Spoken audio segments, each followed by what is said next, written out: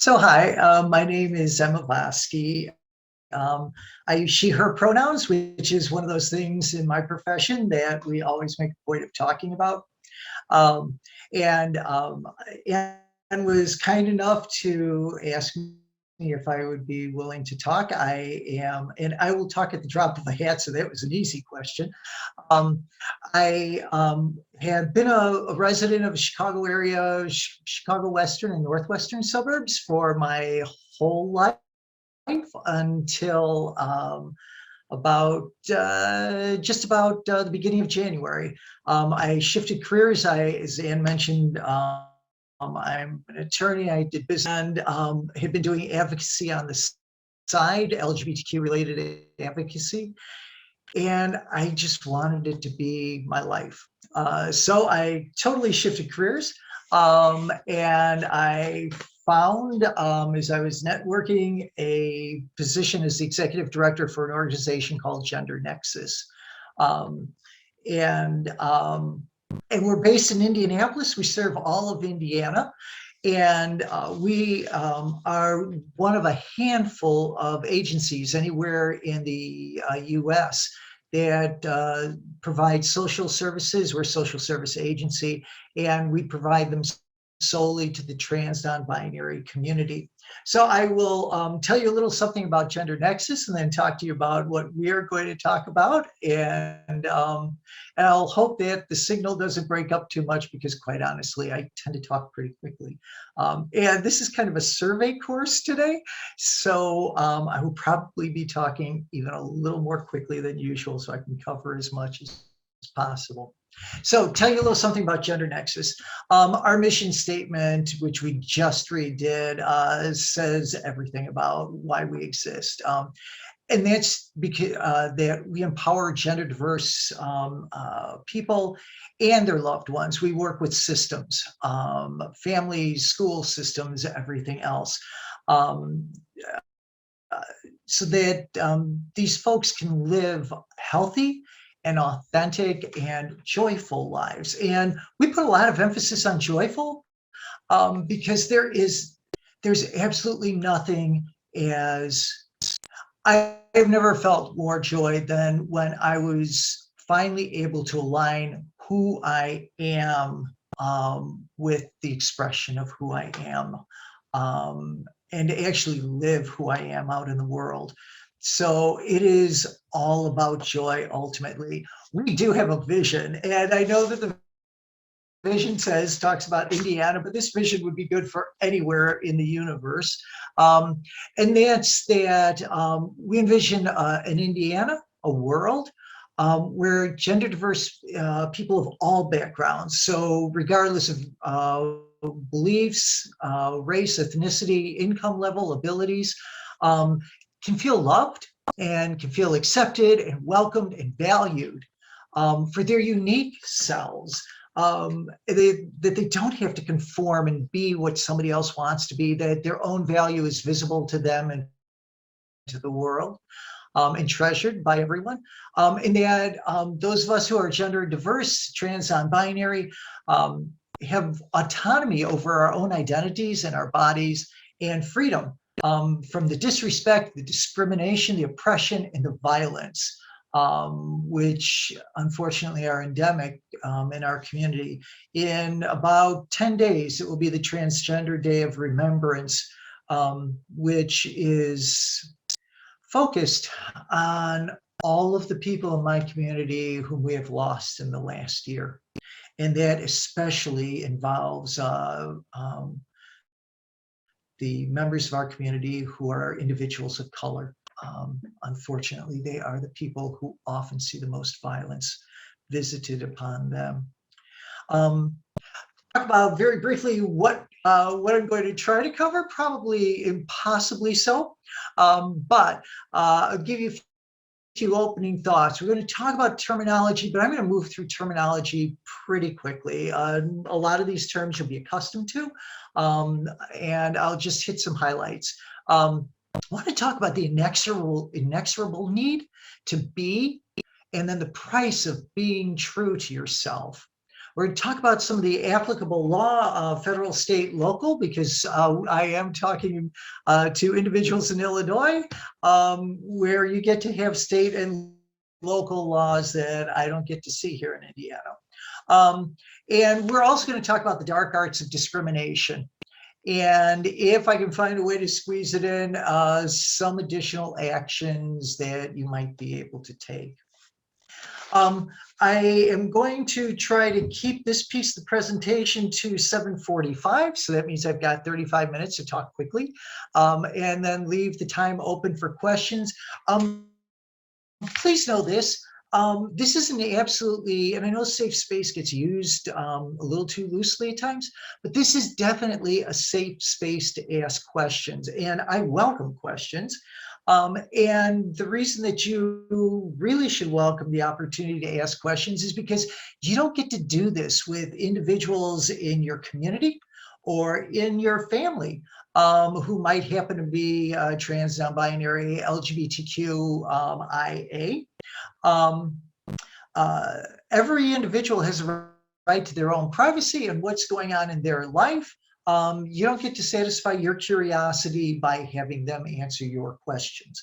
So since you've got somebody who's willing to answer questions, please take me up on that. Otherwise, I'll just keep talking. So spare yourself that. I'm going to go to one of the comments that I hear the most, and I had heard it first from an ex-brother-in-law of mine who, at the time that I had come out, I am a trans woman. And at the time that I came out, he had said to me, and he's a good human being with a good heart. And he said, I don't get it. I just don't get it. And the other phrase I always think of is the classic kind of Oprah phrase of, I can't wrap my head around it, what it means to be lesbian, gay, bisexual, transgender, queer. And my answer to that is stop worrying about that. You're not going to. It is not your experience. So I got to know an individual who's a woman of color, lived all over the country. We had, just because of how things happened to work out, we had all kinds of evenings to talk about the experiences that she went through, what her life had been, and some amazing things. And at some point, after weeks and a few months of these conversations, I realized I was never going to understand what it means to be a woman of color in the United States. I'm not. Because that's not the experience that I grew up in. It's neither good nor bad. It just is what it is. And so I'm never going to completely get it. But it doesn't mean that I can't develop empathy, that I can't listen, I can't learn, I can't develop a certain level of understanding. So don't worry about getting it. Oh, I don't get what it means to be trans. Of course you don't, unless you might happen to be. And there are a number of people who are non-binary, so who knows? The only thing I would ask is this, is that even though you're not going to get it, not to assume that your experience, that if somebody's experience is not your experience and their experience isn't valid. So just because this is how you see the world doesn't mean that that's how everybody else sees the world. And it doesn't mean that their experience of this world is any less valid than yours. It's just theirs, and it is equally valid. And I just hit my button way too fast. And so I'd ask this, that instead you, rather than trying to wrap your head, that you just appreciate that individuals who are LGBTQIA reveal this incredible richness and diversity to the universe, that it is beautiful and it is complex and there are complex experiences, and that is what makes life rich. and to focus on empathy for other individuals and the experiences that they have to pass through. One real basic that I will mention is this. Sexual orientation, to whom you're attracted, and we'll talk about that a little bit in terms of some of the terms. Sexual orientation and gender identity are not the same thing. Who I'm attracted to is different from whom I understand myself to be. So think about it as an X and Y axis for those of you people who love graphing things. And so it is possible to show up anywhere in the midst of that graph. You can be at one place on the axis in terms of sexual orientation, and at another location on gender identity, and that makes you even more unique. So each of us is unique because our understandings of ourselves, our orientation in terms of to whom we're attracted, there's really a lot more spectrum in there than some or most of us might assume. One other thing to know, we all have gender identity. It's just that some individuals don't have to think about it, because their gender identity actually aligns with the narrative for the sex that was assigned to them at birth. And we're going to talk just briefly about, we're going to talk about sex, but in a totally different construct, and about sex assigned at birth. But gender identity is something that is true for each and every one of us.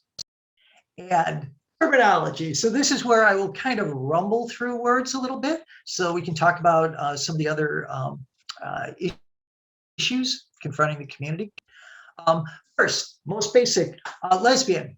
It's a female identified person. Female identified is in part that people also have gender identity, and that there are individuals whose sex at birth is assigned might not match up with how they understand themselves, and so they might have been assigned male at birth, and but they understand themselves as female identified. So it's any female identified person who's physically, romantically, emotionally, and or spiritually, because there are all kinds of different ways to be attracted to other people. And these are individuals who are attracted to some other female identified people. The only reason that some is in huge letters is there's been this assumption that's gone on forever that if somebody in your women's group is lesbian, that means that they must be attracted to everybody else in your group. Nothing personal, but no. Think about it this way. For those individuals who are heterosexual, if you happen to be female identified and you are heterosexual, are you attracted to every guy you've ever come across? If you are, maybe you're highly non-selective, but the odds of that being the case are very small. So if someone is lesbian, such as myself, yes, I am, but that certainly does not mean it's everybody. Gay is really just the flip side of lesbian. It's a male identified person who's physically, romantically, emotionally, or spiritually attracted to some other male identified people. Bisexual, and as we're talking about lesbian, gay, and bisexual, because these terms have been around for some time, I'm going to talk about how things are shifting too, because these are good things to know, because the language is shifting, the understandings are shifting. An individual who's bisexual is an individual who has the potential to experience sexual, romantic, physical, and or spiritual attraction to two or more genders. Really, in terms of the history of the movement, individuals who were lesbian and gay were really the first people out on the ramparts. Individuals who were bisexual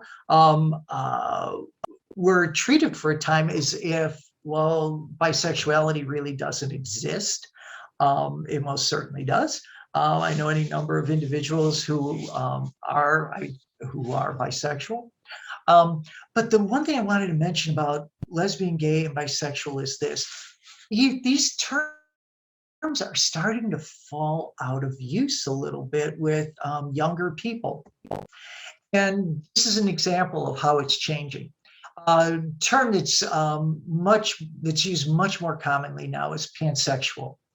And it refers to an individual who has a potential to experience, again, sexual, romantic, physical, and or spiritual attraction for members of all gender identities and gender expressions. So individuals who are pan, the shorter form of the term, would say that their attraction is to the individual, and it is not really connected necessarily to their gender or how they identify. It's just who the person is. And we're finding especially more likely to use pansexual than they are to use lesbian, gay, or bisexual. Asexual, and there are a number of terms we won't even get close to tonight. Asexual refers to individuals who have a lack of or a low level of sexual attraction to others.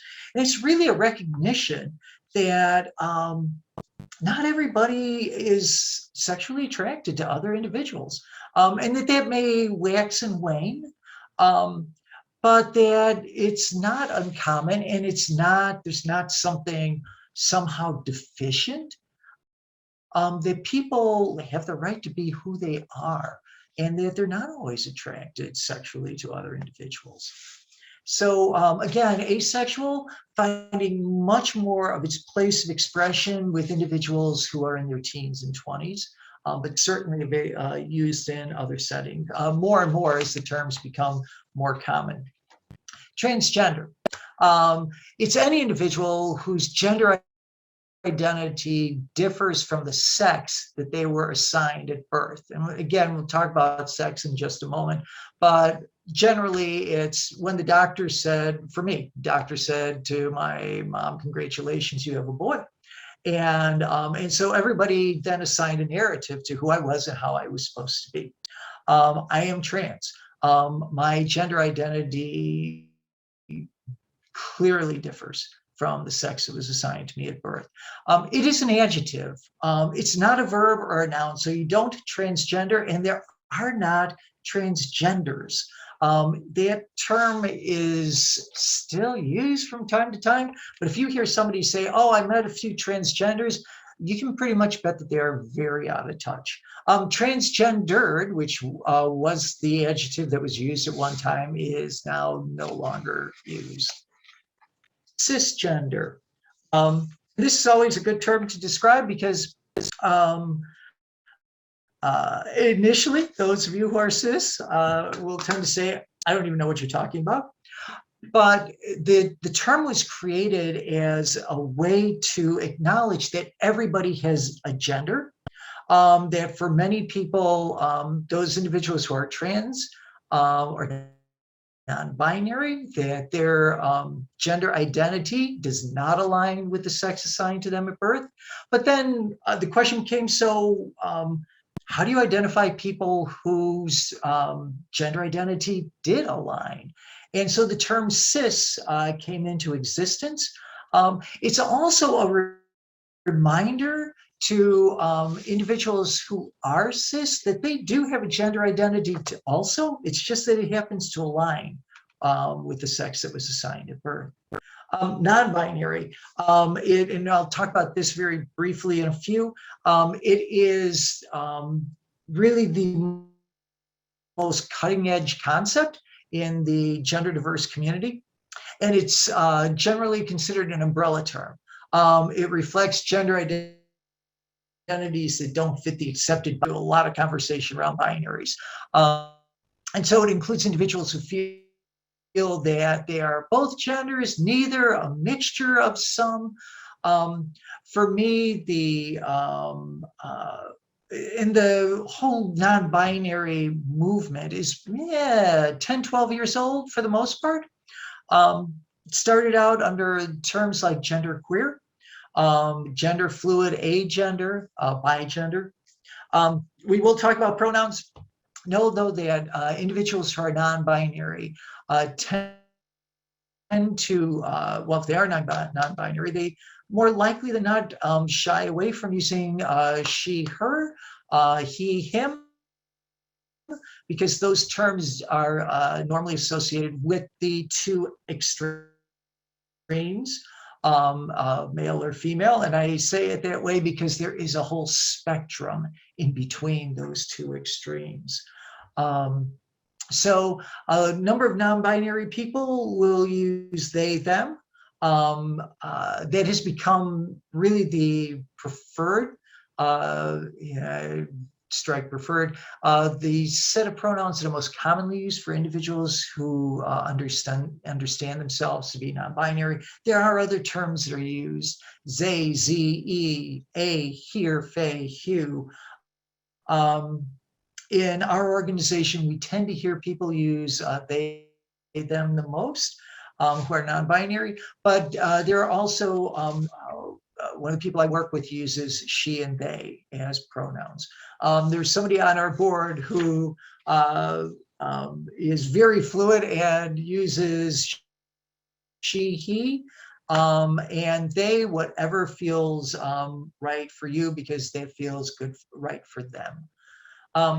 Gender expression, a person's behavior, their characteristics, behaviors. So we're talking about their appearance, how they present, their dress, mannerisms, voice, speech patterns, those things that we normally associate with a way of expressing gender. Gender expansive refers to a wider, more flexible range of gender identities. So again, it kind of falls into that non-binary. Another term that's used is gender creative. I will tell you that it is used all the time. I just saw it in a grant request from the government. Gender non-conforming. It is used by some organizations. I tend not to like it. Because I think the word non-conforming has judgment built right into it. It's saying that there is something to which I should have conformed and I did not conform. Yeah, it wasn't a question of my conforming with anything. It was a question of me being true to myself. Queer, it is a term that has been reclaimed by the community.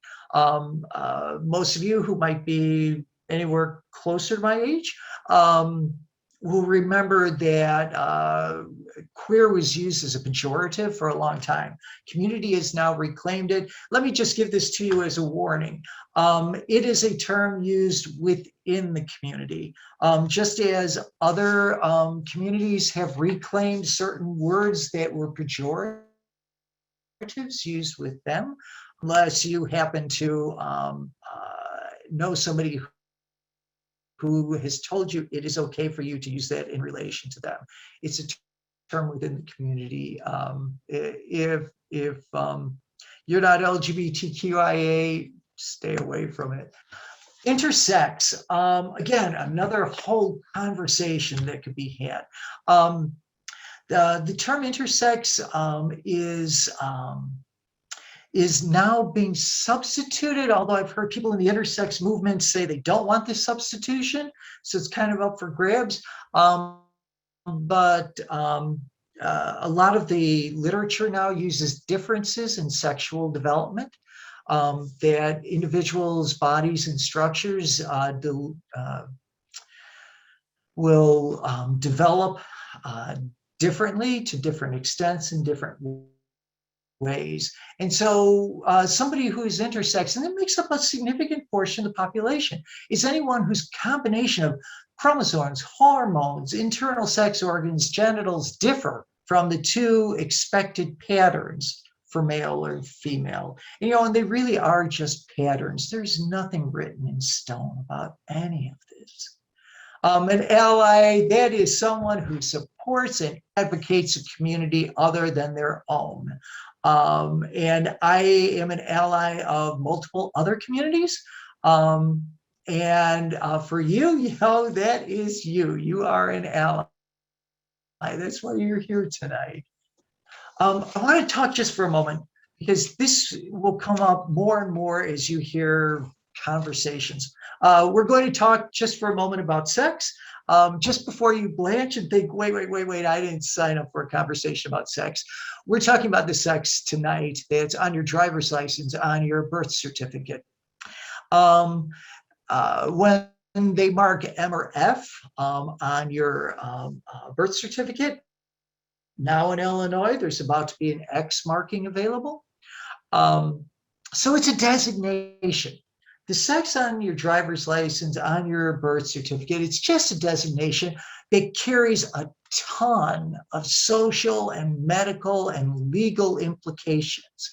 And that designation is assigned at birth, and it's often based on, and I want to make this clear, it's often based on a cursory inspection of the body that we make decisions.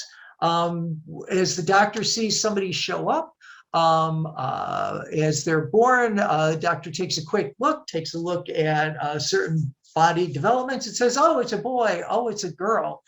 The problem is that sex is a much more complicated much more complicated concept than we make it, which then creates all kinds of problems. So there's a wonderful case out in relation to North Carolina's bathroom bill. The director of pediatric endocrinology at Duke University, in an affidavit that she had supplied, stated this, that there are multiple factors that are determinative in their totality of sex. So it is not just what the doctor happens to see. It has to do with external genitalia, but also internal reproductive organs, gender identity, chromosomes, secondary sex characteristics, and genes. It is possible to be XY and still appear to be female. There are whole conversations that could be had. No way I can do that tonight, in regard to all of the different chemical firings that can cause bodies to develop in ways that are not what you would have expected, or not what we commonly expect. The reality is we're just all very complex electrochemical factories with lots of switches that go on and off.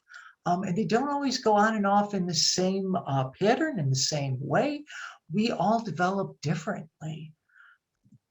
So I just want to talk about something for a moment, just from a place of experience. And that is the absolutely inexorable need to be, and the price of being true to yourself, and why it is so important that we recognize individuals who are LGBTQIA and respect them for who they are and honor them for who they are, just as we honor all of our friends who are cis and het, of course, being heterosexual. So let me just tell you, but I can only do this very briefly, in terms of growing up trans a long, long time ago. At that point, for me, when I was growing up, because let's say I'm several decades old, there was no vocabulary, there was no means to articulate who I was. All I had was this sense that I understood myself to be female, needed to understand myself to be female, and I didn't have the slightest idea why.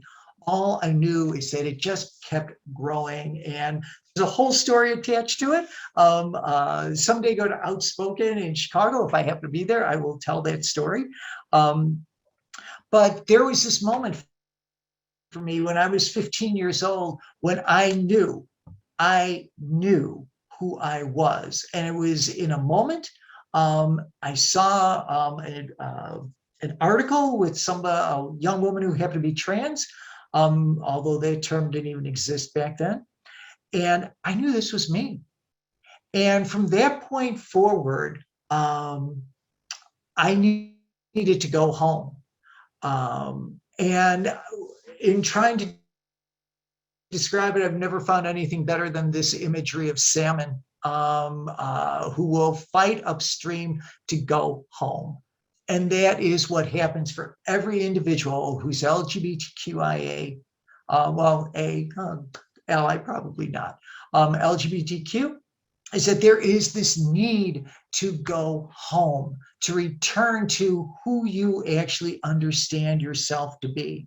And the rest of the world can stand in the way. The rest of the world can make it impossible to do. But you can't, all you're doing trying to stand in the way is damaging another human being because they know where they need to be.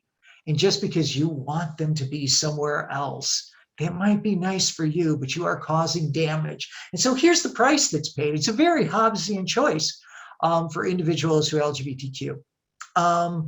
We're often left with this choice of if we disclose who we are, in truth, that the price is punishment and the price is loss.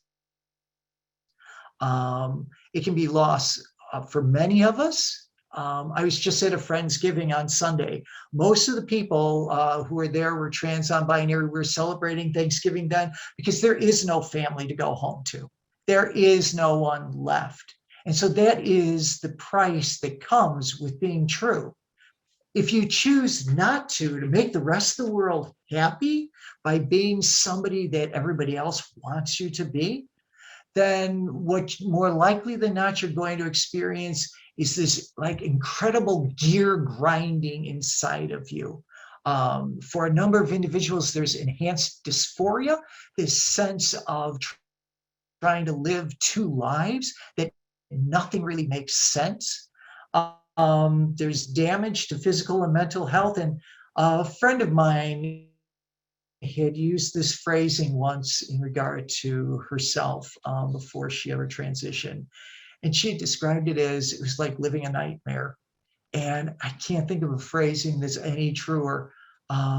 Think about what it must be like to know who you are and to be told that they can't be who you are and that you will pay a price for being who you are. It is living a nightmare. And these are some of the consequences of living the nightmare. And I wish I had enough time to walk you through all the statistics. I only pulled a couple of them. 42% of this is a Trevor Project, most recent annual survey, 42% of LGBTQ youth seriously considered attempting suicide in the past year. More than half of the trans non-binary youth seriously considered. 12% of white youth attempted suicide. For those intersectionalities, individuals who are people of color, Native Indigenous, 31% attempted in the last year, 21% of Black youth, 21% of multiracial, 18% of Latinx, 12% of Asian Pacific Islander. This is the price that those of us who are trans and non-binary, LGB, are asked to pay to make the rest of the world happy about who we are. And the as much as I think those stats are important, the one thing that you most need to know is that there is nothing like the joy of being yourself, the joy of being true to who you are. It is the most incredible feeling in the world to actually be aligned. I am running out of time, so I will tell you that I was going to talk about the advent of non-binary concepts. This is the cutting edge. There are conversations going on, individuals in their teens, their 20s, and up into their 30s about non-binary. The best way I can do it shorthand with the time we have is this. When I think of individuals who are non-binary as they're moving out in the genderqueer movement, their essential take was this. Why can I not just be and express who I am in a way that is true to me? How does that change your life? And that's really the heart of the whole non-binary movement, is that gender is a spectrum. And just let me live my life whole, because it's not changing your life, and actually it's going to make your life and society's life better, because having somebody who feels whole makes for a better citizen all around. We're going to skip over these things. I do want to remind you of this. LGBTQ plus people, there is no obligation on our part to disclose who we are. That's our right. That's our information. Those people who do disclose are making themselves incredibly vulnerable for you.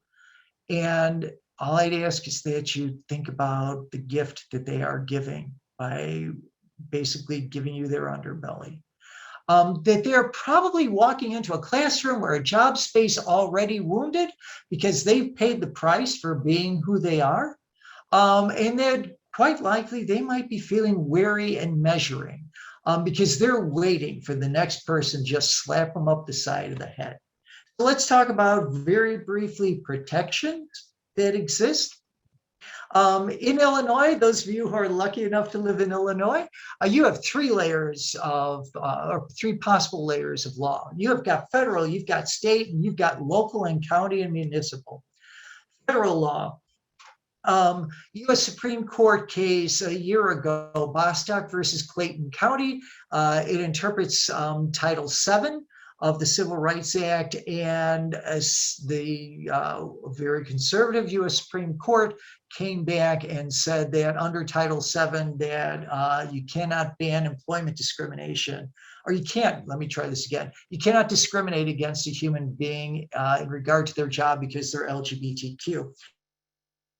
Let me let you know that there are certain limitations on that. Title VII only applies to businesses with 15 or more people, if I remember the number correctly. Also, there is Seventh Circuit law. We sit Illinois, Indiana, Wisconsin within the Seventh Circuit of the federal courts of appeal. The Seventh Circuit has been very supportive of the LGBTQ community. There are also agencies, CEOC and OSHA. OSHA actually has a number of rules that have to do with gender-related issues such as bathrooms and things like that. State law, those of you, and when I used to be in Illinois, there is the Illinois Human Rights Act, which ensures freedom from discrimination in employment, housing, and public accommodations. The Illinois Department of Human Rights both issues regulations interpreting the act and also conducts hearings regarding violations of the act. There are local, county, and municipal ordinances. Cook County has, City of Chicago has, cities of Aurora and Rockford. I will tell you that I went back yesterday to do some research on Naperville. For the life of me, I can't quite figure out what Naperville, exactly where they stand. Those of you who are still living there and attorneys might have a better sense than I do.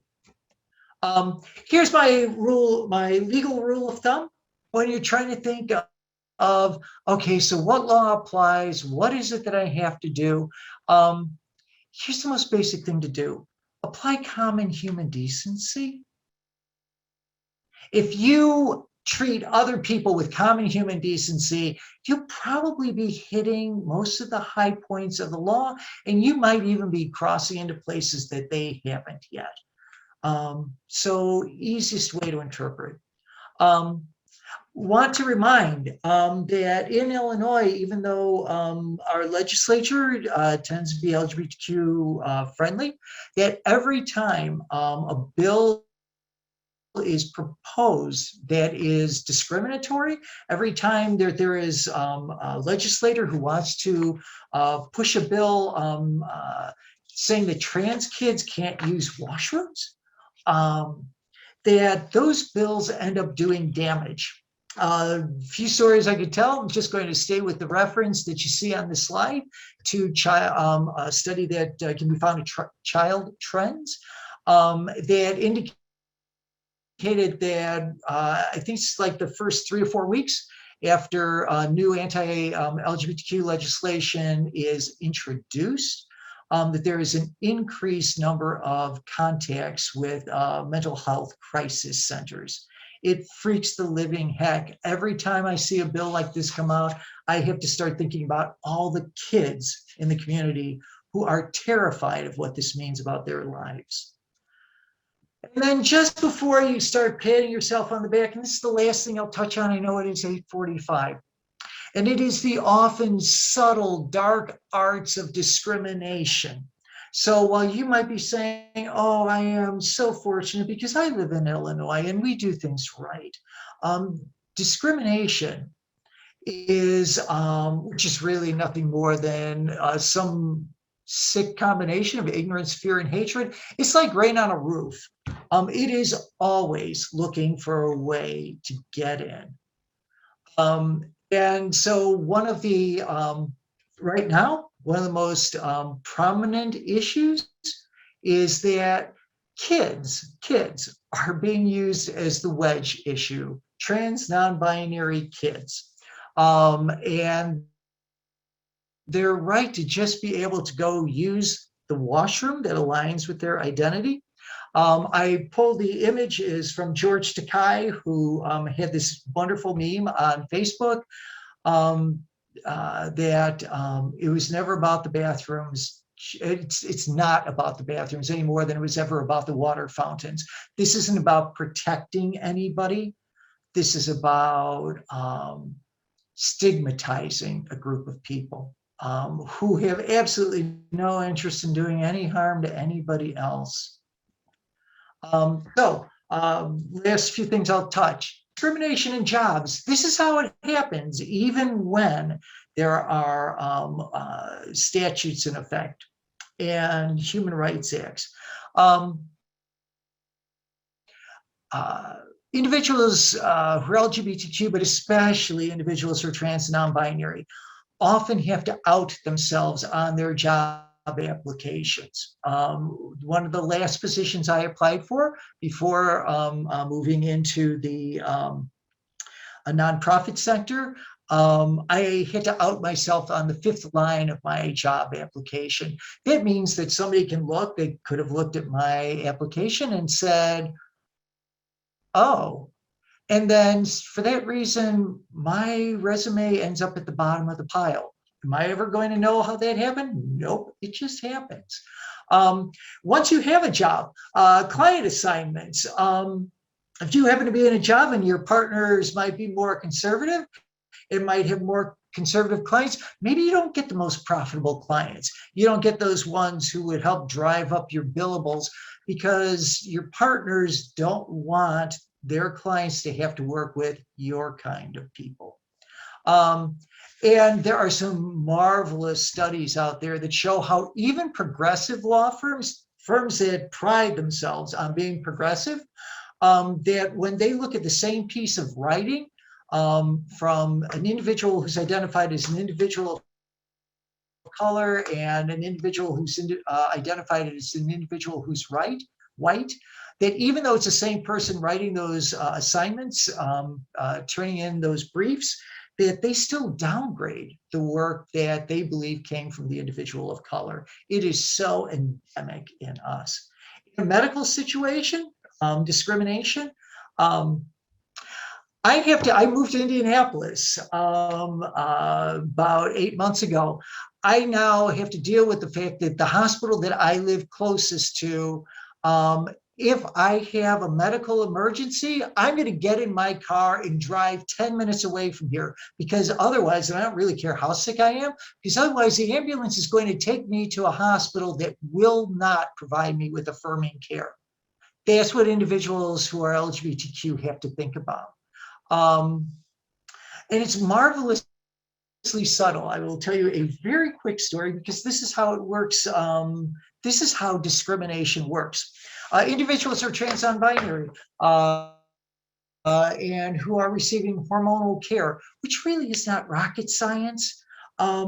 There's, and not to be named, there is just a very significant medical group somewhere in the greater Chicago metropolitan area. They had an endocrinologist who provided medically affirming care for trans non-binary individuals. That endocrinologist moved out of state. This group was massive. And I had a friend then who went back to the medical group and said, okay, who do I go see? And they didn't have anybody else who would provide that kind of care. So this is how discrimination works. In the legal setting, are you more likely to believe somebody who's just like you or somebody who you consider to be different? That bias is built in. It's built into the family law system in terms of who's the best parent. Does a judge sit there and think, oh, this person is trans? I don't really know what that means. They're gay, they're lesbian. There was a time when they could just get you booted right out of having any custody. In some areas, you can still be arrested for, as the term is known, walking while trans. That if you're walking down the street and you are trans, or the police think that you are trans, they will pick you up. It's seen a lot in communities of color. The incarceration system in terms of discrimination is incredibly dangerous for trans and non-binary folks, for individuals who are lesbian, gay, and bisexual. 2 other slides, and then I'll quick slip to questions. So keep thinking if you have questions. Housing, this is how it happens. Individuals, the statistics show individuals who are LGBTQ often have higher rates of unemployment and then end up taking lower paying jobs. After they've gone through the gauntlet of being in high school and possibly being out or considered to be LGBTQ, the concept of going back into another organized institution like a college is not terribly attractive. And so there's a lower likelihood of going to college. All of this does one thing. It means you end up with potentially lower credit ratings, lower income. You go to purchase a house, you go to rent, and the landlord looks at you and says, oh, I don't want you. And when, rather than have to say that, they just can say, oh, your credit rating is lower. So the whole system is designed to put you in a position where it is more and more difficult for you to have the same benefits that come with being cis-het. I will just say this about education, because there's no way to touch everything about it. If you wanted to understand what is happening in terms of education and how the blowback is coming to individuals who are LGBTQ, listen to the South Lake podcasts, 5-6 episode podcasts, NBC. You can find it on probably any of your services. It is an instruction manual. In the South Lake instance, there were several racist events that happened in a school system. The school went to respond to it, and the blowback in terms of, oh, this is about critical race theory, which unless you have remarkably smart kids who are taking graduate level courses while they're still in grade school studying theoretical frameworks for systems, they're not studying that, but you can bet you're going to hear it in your school boards. And this is how discrimination will now take place in schools for individuals who are LGBTQ. It is the same playbook. So with that, I will stop because I know I have already shot way beyond my time. And I'll stop to ask, anybody have any questions after I talk so fast that you probably can't remember 6 things I just said? We do have a lot of questions. Is it rude not to show or use pronouns? I haven't adopted the practice of adding pronouns to my name yet.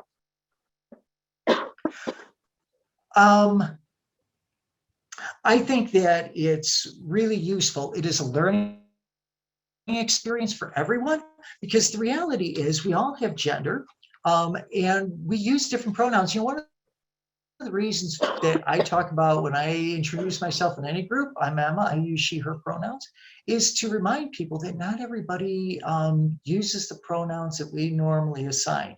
So it is a good practice. I understand that in job situations, people can kind of feel like, oh, I don't know if I can do this. You can do it. It can be done. And it's a great way to start introducing, because you are certainly going to have somebody in your organization who really wants to, needs to use pronouns that align with who they are. If you start using them, it says to the other people in your work group, hey, it's okay to do it. They know that they're supported. I'll stop there. Okay, what is your reaction to the passports now going to have a third option for gender? And what other situations would you like to see changed with regards to having to indicate male and female? Well, in regard to the passports finally having an X marking, here's part of my reaction is that practically it's not that, we're identified in our passports by our photos. It's not by some gender marking. People have different styles all of the time. It truly is, talked a little bit earlier about, it's just a designation that's used. And honestly, passports that say, for instance, female, probably are not accurate for the, I'm probably wrong about this, but it's like 1.5% of all individuals are intersex in some way, shape, or form. So truly, they're not really all that accurate. So we have photos. We're probably moving more towards facial recognition. Someday we'll be moving towards iris scans. I am thrilled. Other documents, Illinois, thank God, has birth certificates. I think they're finally making it. There were some issues on changing gender markers on birth certificates. I think the newest legislation has made it easier. And driver's licenses. There aren't that many documents. Hospitals, medical groups, they really need to. And there are lots of great materials out there. Fenway Institute out of Boston has this marvelous set of materials for what you can do to make your practice more LGBTQ friendly, even in terms of the question or the information that you're asking people to provide. So the more it moves towards that recognition, the better. And there's still all kinds of ways that can happen. What is the best way to make someone who may or may not be LGBTQ know that they are safe with you, or that you're not going to be judgmental and instead open to supporting them? Your conversation. It's how you present yourself. It didn't take me much to know in job settings with whom I might feel safe and with whom I didn't. I picked that up out of conversation. If you are talking about being supportive, if you are using pronouns, individuals are going to know that you're somebody who is safe to be around. If you're affiliated with organizations that, I grew up Catholic, I make an assumption that is very stereotyped. I completely acknowledge a stereotype, but I make assumptions that individuals who might happen to be Catholic are potentially going to be less friendly to me. And that I have to be more conscious of what I say and how much of myself I give up. So you will care about. I'll stop there. Okay, we've got a couple more. Does the changing definitions of the term sex mean that the proposed language of the ERA is outdated, and does that jeopardize getting the ERA passed? Oh, that's interesting. You know what, my thought is no, because sex as used in